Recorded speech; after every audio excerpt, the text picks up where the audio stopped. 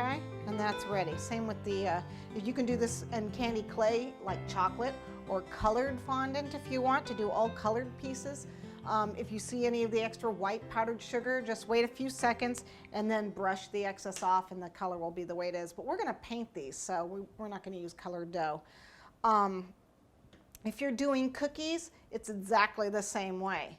The only difference is you've got to follow your recipe. For a lot of the gingerbread and the Springerle cookies, in order to get this gorgeous design on a cookie, you roll it out, you press the mold, you cut it out, and then you have to let them sit. They have to dry, and they dry anywhere from 2 hours to 24 hours. I normally just let mine sit overnight, which is 12 hours, but I live in a very low humidity area, so I don't have to, so they dry out pretty fast. They have to dry to the touch before you bake them, or if you bake them, they're gonna rise and they're gonna lose all this detail. And then they get what are called fuselae, which are feet. They grow feet on them when they rise and they cook. They get these feet on them. It's rising up because the dough underneath is still. I've got some with some big, you know, with got some big feet on them. But anyways, that's the way the doughs work. You have to let any kind of a cookie dough, it's got to sit and the top needs to dry out so that when you cook, it's not going to ruin the design, the beautiful detailed design. And your recipe will tell you that. And I have a Springerle recipe, my grandmother's recipe, which I'm going to give, and so you guys can use that recipe and it works beautifully. So get that nice white thing. The other important thing I want to point out is that you must only roll and press one at a time. You cannot roll out a large piece of dough and press, then cut, because what happens is when you press one, then you go to press a second one, it distorts. You saw how the dough moved when I pressed down? It's going to distort the other cookie. So you've got to do them one at a time. You've got to do roll out, press it, cut it, then roll out, press it, cut it, okay? You've got to do it for individual cookie, but it actually goes really fast. Doesn't take very long, and again, if you're doing cookies, then you just stick them on a cookie sheet and you're done for the night, and then you bake them the next morning, you're done. So let me do the bunny one too, because I just like one of my favorites. So let me do the bunny one. Okay, so I've got my bunny basket here, and this is actually, it has quite a deep design, so I've got this pretty thick.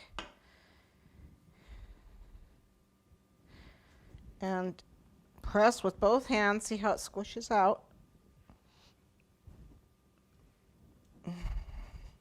And then I'm going to lift a corner to release that vacuum, and then lift up.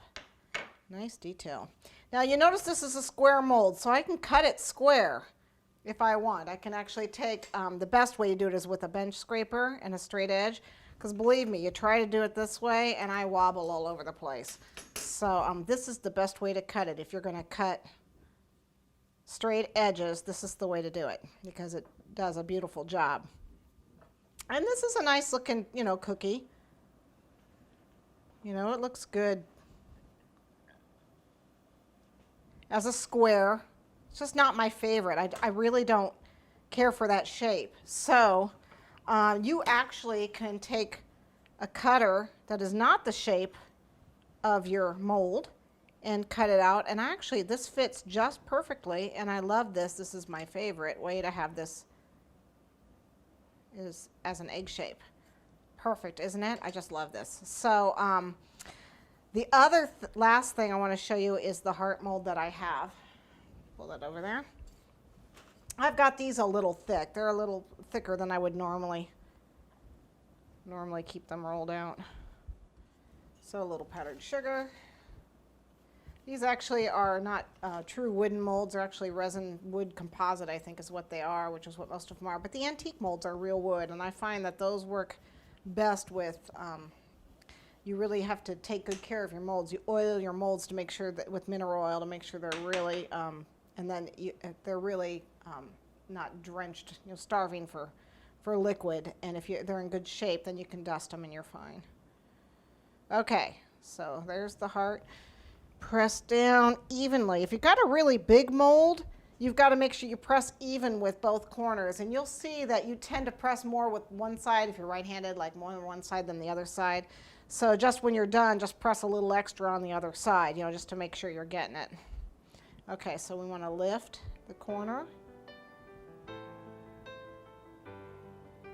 Okay, and I didn't have one stick, but if one sticks, it's not a big deal. I mean, it stuck a little bit right there, but it's not a big deal if it sticks. If it does stick, you squish it up and then, you know, repress it, dust it again and repress it.